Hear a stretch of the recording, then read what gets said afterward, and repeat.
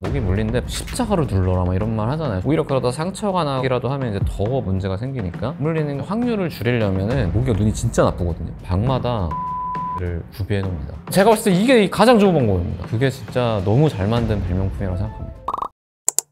안녕하세요, 지식인사이드 구독자 여러분. 저는 닥터프렌즈라는 의학 전문 유튜브 채널을 운영하고 있고요. 거기서 주로 의학의 역사를 담당하고 있는 이낙준입니다.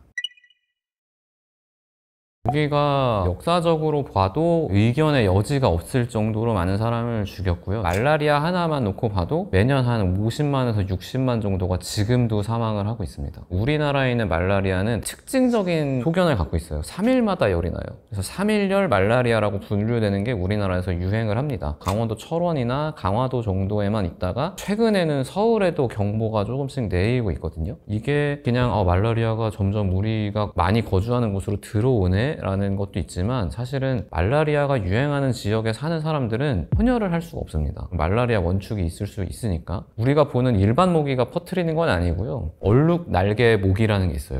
약간 날개에 얼룩 무늬가 있고 까매요. 그리고 보통 모기는 벽에 이렇게 붙어 있잖아요. 얘는 꼬리를 이렇게 들고 있습니다. 그리고 제일 안 좋은 특징이, 일반적인 모기는 윙 하고 소리가 나서 모기가 있구나 이걸 인식할 수가 있는데, 얘는 그런 소리가 잘 안 나요. 그래서 그냥 눈에 보이면 잡아야 됩니다. 말라리아 자체는 감염이 될 때까지 잠복기가 있기 때문에 걸리자마자 갑자기 열나고 그런 건 아니거든요. 똑같아서 구분이 사실 안 돼요. 그래서 의심이 되는 강화도나 이런 데 놀러 가서 모기 물렸다, 근데 돌아왔는데 며칠 후부터 으슬으슬하고 열이 나, 그러면은 병원에 한번 가서 확인을 받아보시는 게 필요하죠. 일반적으로 모기가 땀 냄새에 끌린다고 해요. 그리고 이제 가까이 오면은 이산화탄소의 농도에 반응을 하거든요. 그러니까 신체 활동을 하고 있어요. 그러면 이제 이산화탄소가 많이 배출이 되니까 나를 물 가능성이 높고, 또 비슷한 이유로 나이가 많은 사람보다는 어린 사람을 더 선호합니다. 왜냐면 어린 사람이 신진대사가 더 활발하니까 이런 종류의 냄새가 더 잘 나거든요. 그래서 애들이랑 같이 있으면 애들이 계속 물리고 어른은 괜찮잖아요. 그런 이유가 있습니다. 그리고 알코올이 대사돼서 나오는 아세트알데하이드라는 물질이 모기를 끌어들이는 향이 있다는 보고도 있고요. 그리고 우리가 술 먹으면 얼굴 빨개지고 숨이 조금 거칠어지거든요. 이산화탄소를 더 배출하는 거잖아요. 그럼 이제 모기를 계속 부르고 있는 거죠. 술이 강한 사람하고 약한 사람하고 있으면 저같이 약간 알스라고 분류되는 사람들이 좀 더 물리겠죠. 좀 재밌는 보고가 있는데, 모기가 눈이 진짜 나쁘거든요. 받아들일 수 있는 파장이 좀 정해져 있대요. 그러다 보니까 노란색이나 초록색 옷을 잘 분간을 못하고 검정색이나 보라색 옷에 더 붙는다고 합니다. 그러니까 이제 어두운 계열의 옷을 입고 있으면 더 물리겠죠. 이렇게 하면 안 되겠지만 어차피 물릴 사람은 있어야 되니까 내 친구는 검정색 옷, 그리고 좀 신체 대사를 좀 빨리 할 수 있게 운동시키고 술도 좀 먹여서 이 친구한테 좀 몰아주고, 나는 노란색 옷을 입고 친구가 무슨 여기 무기 너무 많지 않아? 그러면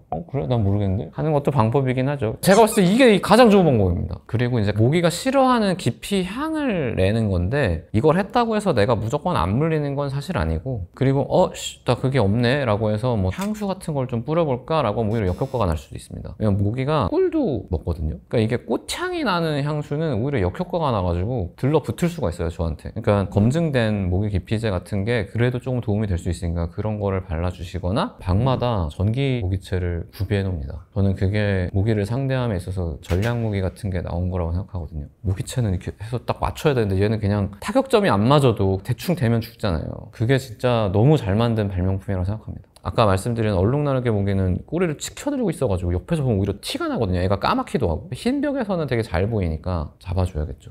사람들이 십자가로 눌러라 막 이런 말 하잖아요. 오히려 그러다 상처가 나기라도 하면 이제 더 문제가 생기니까. 이미 물렸잖아요. 물린 순간부터 히스타민이 바로 분비가 됩니다. 그러니까 물리고 나서 내가 사후 처치를 하는 건 사실은 크게 의미가 없어요. 그냥 항히스타민 연고를 집에 구비를 해두셨다가 모기 물린데 발라주시면은 붓기랑 가려움증 같은 게 순식간에 없어집니다. 인류 역사를 통해서 보면은 메소포타미아에도 기록이 있고요. 그 다음에 이집트 시절에 이제 만들어진 미라 안에 원충이 확인되기도 했어요. 그러니까 적어도 문명이라는 것이 시작할 때부터는 말라리아라는 게 존재했고, 인간한테 어떤 식으로든 감염을 계속해서 일으키고 있었다고 봐야 되는데, 사실은 고대 시절에 열 나는 거는 워낙 원인이 많으니까 다른 열병도 될 수 있는데, 말라리아는 특징적으로 분류를 해서 이렇게 보거든요. 왜냐면 주기적으로 열이 나니까. 말라리아는 그렇게 오래지 않아서 인류가 인지를 한 것 같아요. 그럼 이제 치료를 해야 되는데 치료가 쉽지가 않습니다. 열이 날 때 치료라고 하는 게 사람을 식히는 게 열이 내리는 거라고 생각을 했어요.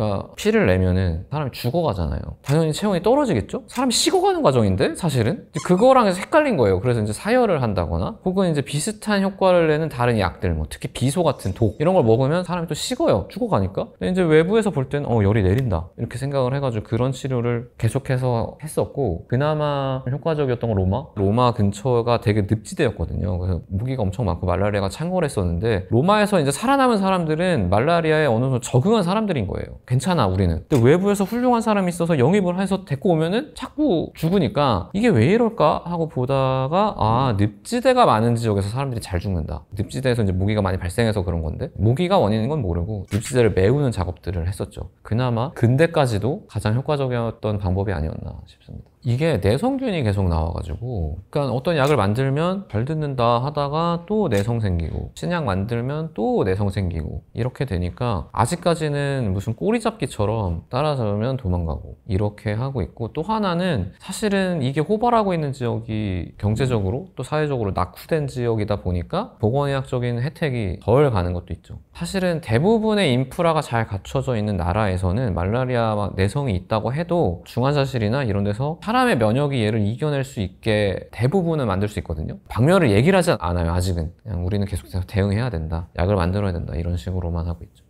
아마 여러 가지가 되고 있을 텐데, 제가 알고 있는 거는 수컷에 대해서 조작을 해서 번식을 못하게 만드는 거. 그러면 이제 모기가 적어도 그 지역에서 멸종하겠죠? 근데 이제 이게 인간 입장에서는 해충인데, 모기가 생태계에서 정말로 쓸모가 없나? 이런 거에 대해서도 아직은 확신할 수가 없잖아요. 그래서 이제 그거보다는 말라리아 자체에 대해서 대응하는 방법을 계속 만들고 있죠. 약도 만들고. 이게 뭐 좀 슬프게도 잘 사는 나라는 대부분 괜찮고요. 왜냐면 치료가 잘 되니까. 사망자의 95%가 아프리카에서 발생해요. 거기는 모기장 같은 것도 없으니까 그런 걸 보급하면서 말라리아에 대해서 대응을 하고 있습니다.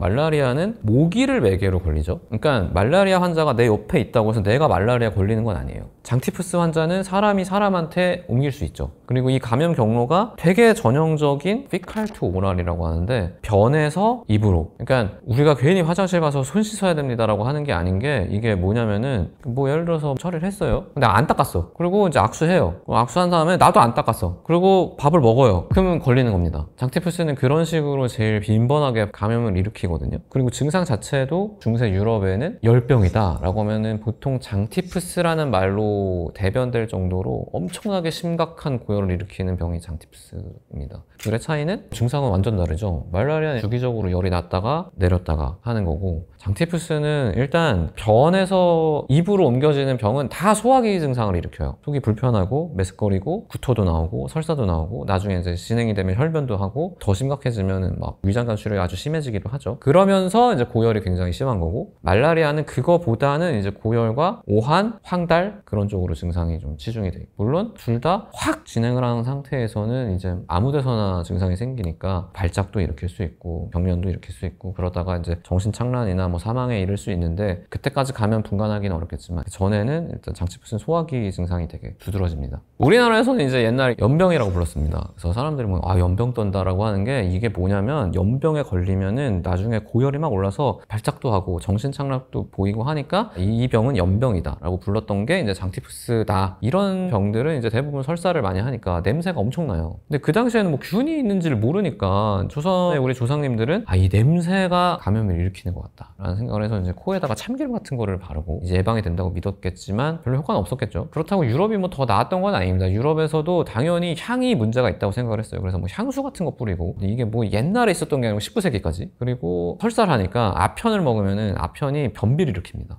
아편을 먹여요. 근데 이렇게 균이 있는데 배출을 못하고 안에 쌓이면은 오히려 균이 안에서 자라니까 장이 터지기도 하고, 그런 것 때문에 사망을 하는 경우도 굉장히 많았고, 오히려 환자한테 해를 끼치는 치료들이 많았죠. 그래서 지금 20세기 중후반부터는 의학에서 제일 중요한 표어 같은 게 이제 두노함, 해를 끼치지 말아라. 이게 왜 나왔겠어요? 지금까지 계속 해를 끼쳤으니까 그걸 이제 의학이 받아들이고, 우리 이제 이런 짓은 하지 맙시다. 더 근거를 찾아서 치료를 합시다. 그래서 이제 지금은 장티푸스에 대해서는 당연히 약이 있어서 항생제 치료를 하면 되고, 손이나 이런 걸 씻도록 계속해서 캠페인을 하고, 환자가 만약에 진단이 됐어, 가정 내 격리라도 해가지고 수건 같은 거 같이 쓰지 마시고 식사도 좀 따로 하시고 손 열심히 씻으시고, 이런 식으로 이제 조절을 하고 있죠. 그리고 장티푸스에 대해서 되게 유명한 게 이제 장티푸스 메리라는 사람이 있습니다. 그 사람이 복균자예요. 근데 그때까지는 건강한 복균자, 그러니까 균을 갖고 있는데 감염이 안 된 사람, 근데 균을 배출해서 다른 사람들한테 감염시킬 수 있는 사람, 이런 게 존재할 수 있을 거라는 생각을 아예 못 하고 있었어요. 근데 이 메리라는 사람이 이제 요리사예요. 하필이면은 손을 통해서 요리를 한 다음에 이걸 먹으면 이 사람이 걸리는 거란 말이에요. 처음엔 당연히 몰랐죠. 그냥 재수가 없었나 보다 하는데 이 사람이 요리사로 가는 집마다 자꾸 장티푸스가 번지니까 아, 이거 뭔가 이상하다라고 해서 이제 나중에 후양적으로 보니까 이 사람이 균을 배출하는 거예요. 근데 증상은 없어. 아, 이거를 그러면 복균자라고 정의를 하자라고 해서 지금의 뭐 이런 복균자라고 하는 거에 개념을 잡는 데 도움이 된 질환이기도 합니다. 장티푸스가.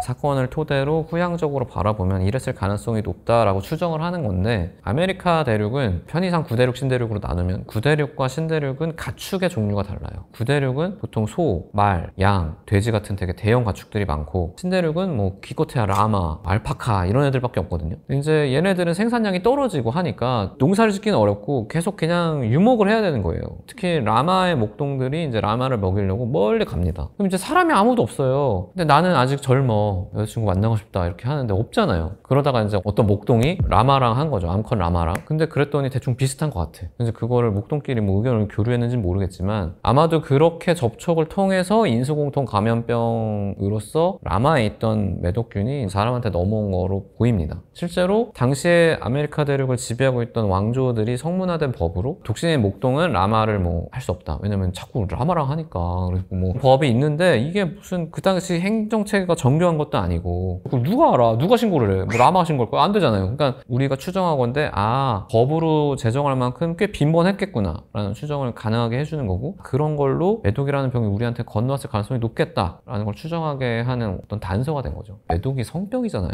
성행위나 그에 준하는 밀접 접촉을 해야 걸리는 병입니다. 그러면 사실은 이렇게 쉽게 번지면 안 되거든요. 근데 폭발적으로 된 거는 콜럼버스가 이제 신대륙을 발견하고 돌아온 다음이니까. 근데 이 이후에 유럽 끝에서 조선까지 번지는데 20-30년밖에 안 걸려요. 어마어마하게 빨리 번지거든요. 그래서 세계 각국에서 이제 매독에 대해서는 굉장히 열심히 치료를 하는데 이게 효과가 없는 거예요. 뭐 비소를 먹어도 어차피 그냥 죽어나갈 뿐이고 뭐 사혈을 해도 소용이 없고, 그러다가 수은 치료를 했더니 좀 드물게 살아나는 사람이 있어요. 근데 수은에 중독이 되면 막 정련하다가 사망하고 그렇게 되거든요. 그러니까 수은도 사실은 독인데 얘가 매독균도 죽입니다. 그래서 이 사람 개인이 수은보다 강한 사람이야. 그러면 매독도 낫고 수은도 견뎌서 살아남는 거예요. 이 사람들이 있어가지고 수은 치료가 계속 시도가 됩니다. 그래서 아예 이런 말이 있어요. 유럽에서는 비너스와 하룻밤, 수은과 평생. 걸리면 수은 치료 계속 해야 되니까. 그 정도로 수은 치료가 만연했다가 비소를 이용해서 만든 쌀바르산 606이라는 약이 나와서 그걸 먹다가, 근데 얘는 이제 비소 기반이기 때문에 한 5% 내외에서 죽습니다. 그리고 참고로 이 쌀바르산 만든 사람은 노벨상을 받았어요. 나중에 이제 페니실린이 나오고 나서는 내성이 없고 그냥 바로 죽일 수 있거든요. 그러고 나서는 이제 매독이 훅 떨어졌죠. 매독이라는 병이 이제 제가 의과대학을 다니기 시작할 때만 해도 중요성이 많이 떨어졌었어요. 왜냐면 치료가 잘 되니까. 1, 2기까지는 보통은 페니실린 한 방에 치료가 돼요. 사실은 그래서 캠페인을 덜 한 거고, 그것 때문에 이제 인식이 너무 없어지니까 많이 번지게 된 이유가 된 거죠. 그러니까 대국민 캠페인을 덜 했기 때문에 지금 잘 몰라서 번지는 부분이 있다라고 저는 생각을 하는데, 어찌됐건 매독은 1기, 2기, 3기로 나뉩니다. 1기 매독은 입안 점막이나 혹은 성기의 점막에 통증이 없는 궤양이 생겨요. 근데 우리가 입안이나 내 성기나 평소에 주의 깊게 바라보는 지역은 아니잖아요. 근데 통증도 없어. 그러니까 1기 때 내가 인지를 하지 않고 있으면 조금 진단이 안 될 가능성도 있습니다. 그 상황에서 이제 2기로 넘어가게 되면은 반점 같은 게 피거든요. 그거를 왜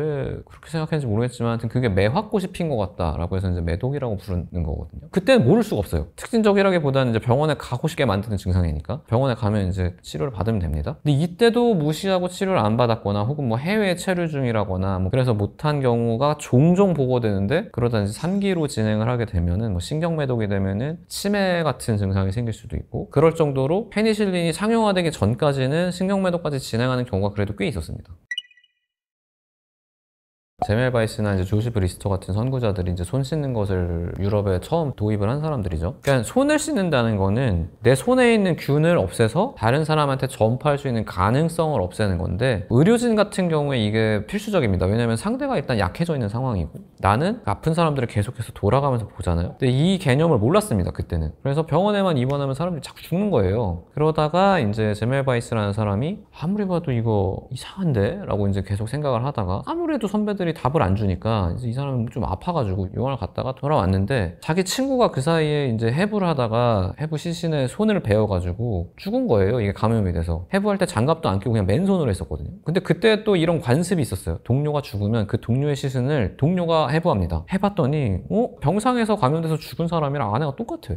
손을 통해서 상처가 났는데 여기에 뭐가 들어가서 생기는 건가 보다, 손을 씻어봅시다 라고 의견을 냈고 손을 씻었더니 병동에 있는 감염률이 확 줄었죠. 이 손 씻기의 위력은 진짜 어마어마합니다. 사실 대학병원이나 이런 데서는 얼마나 노력을 하냐면 암행어사가 있어요. 사복을 입고 환자인 척 보호자인 척 돌아다니면서 병동마다 점수 매깁니다. 이 병동은 손 씻기 수행률이 뭐 90몇 %. 엄청 빡빡합니다. 그거 손 씻기 수행률, 그 다음에 손 씻기를 제대로 했는지까지 봐요. 물로 이렇게 해가지고 정말 정석대로 씻었는지 뭐 이런 것도 다. 그리고 그게 사실 장티푸스나 이런 여러 가지 질환을 컨트롤하는 데도 도움이 됐겠죠. 당연히. 그러니까 실제로 장티푸스가 전쟁이나 이럴 때 엄청 번지거든요. 나이팅게일이 이 개념을 군대 병상에도 도입을 한 사람이에요. 이때까지는 이제 치료법이라는 게, 만약에 여기 총을 맞았습니다. 지금은 총탄을 제거하고 뭐 여기를 봉합해가지고 최대한 팔을 살리겠지만 그때는 여기를 절단하는 게 방법이거든요. 그러면은 야전병원의 한 켠에는 잘린 팔다리가 이렇게 늘려 있어요. 거기서 그럼 이게 썩잖아요. 그럼 여기서 막 균이 나와. 그러면 그 균들이 번지면서 막 장티푸스나 이런 게 막 번집니다. 그럼 여기는 막 변을 봐. 그 손으로 가서 팔다리 자르고, 그럼 이 사람은 죽겠죠? 그런 약간 지옥도 같은 곳이 야전병원이었는데, 나이팅게일이 선진화된 지식을 가지고 야전병원에 가서 이놈들아 이러면 다 죽는다. 말도 안 들을 거 아니에요. 근데 그러면 이제 무력으로라도 이렇게 강압을 하고 해서 이제 크림 전쟁 때 그런 활약을 한 겁니다. 이 공로로 인해서 이제 나이팅게일 선서를 하는 건데, 그 정도로 이제 손 씻기가 엄청난 차이가 있었죠.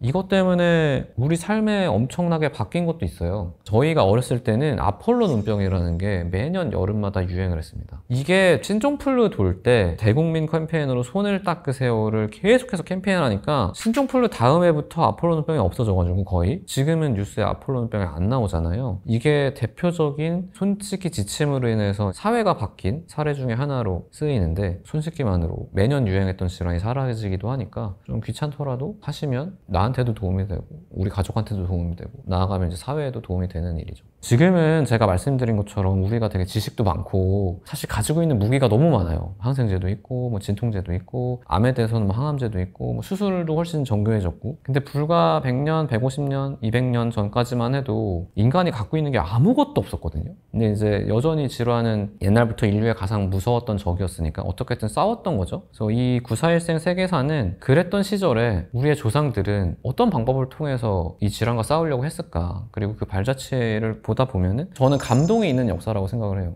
진짜 이렇게 아무것도 없는 곳에서 사람 하나 살리겠다고 여기까지 해봤구나. 그리고 그거를 수용한 환자도 정말 대단하고, 그리고 결국에는 그 시행착오를 통해서 지금의 기술들이 나오는 거니까 보다 보면은 재미도 있고요. 기본적으로 본인이 어딘가 아픈 데가 있다면은 좀 감사한 마음도 드실 겁니다. 특히 여기 이제 제가 막막방리 알았던 게 나오는데, 100년 전이었으면 저는 지금 여기 안대 차고 있었을 겁니다. 운이 없었으면 죽었을 거고, 그랬던 역사가 있고 그거에 대한 기록을 제가 좀 약간 이야기 형식으로 만든 책입니다. 코로나 때를 돌이켜 보면은 제일 쉽죠. 사회적인 격리, 사람들끼리 덜 만나고 마스크 끼고 그리고 이제 손 씻기. 이게 잘 보면 특정 균에 대해서 하는 게 아니에요. 그냥 모든 감염에 대해서 하는 일반적인 수칙인 거죠. 처음에 격리라는 개념을 제대로 도입했다고 하는 건 흑사병 때거든요. 유럽에서 뭐 인구의 3분의 1이 죽었다고 하니까 병에 걸린 사람한테 접촉을 하면 안 되는구나 라는 걸 그때 당시에 이제 알았고, 의학의 역사는 피로 쓰인다고 하거든요. 수많은 사람들이 죽어서 이러한 수칙이 생긴 건데, 어떻게 보면은 귀찮기도 하고 이거밖에 못하나 싶을 수도 있지만, 감염을 일으키는 존재가 무엇인지 파악하고 치료제나 백신을 만들기 전까지는 이 방법밖에 없습니다. 이게 인류가 고안한 1차적인 가장 강력한 수단이고요. 페이션트 제로라는 개념이 있어요. 첫 번째 감염자. 그거를 찾아내는데 이제 역학조사나 이런 것들을 열심히 하죠. 근데 우리나라는 사실 국토도 좀 좁은 편이고 그거에 비해서 행정체계는 굉장히 정교하고 또 우리나라 공무원 수준이 좀 높은 편이기 때문에 꽤 잘하는 편입니다. 역학조사를. 그러니까 이게 무슨 메르스나 코로나19나 이런 것들은 전 세계적인 보건위기고 이미 우리나라로 들어왔다는 건 팬데믹이라는 거거든요. 이런 상황에서는 뭐 완벽하게 막아낸다? 이거는 꿈 같은 일이에요, 사실은. 어떤 게 중요한 거냐면은 우리나라에서 인수공통 감염병이나 이런 것들이 신규로 발생하지 않도록 어떤 감시 체계를 갖고 있는지가 중요한 건데 우리나라 보면 뭐 가끔 뭐 살처분을 했다, 뭐 어떻게 했다, 뭐 이런 게 나오잖아요. 그게 가능하게 된 이유는 살처분을 해도 일단 나라에서 보상을 해줘요. 그러니까 농장주 입장에서는 안 할 이유가 없는 거예요. 그런 식으로 해서 인수공통 감염병이 아픈 동물이 사람이랑 빈번하게 접촉하면 생기는데 그걸 차단하기 위해서 항상 노력을 하고 있고 우리나라는 꽤 잘하고 있는 편이죠.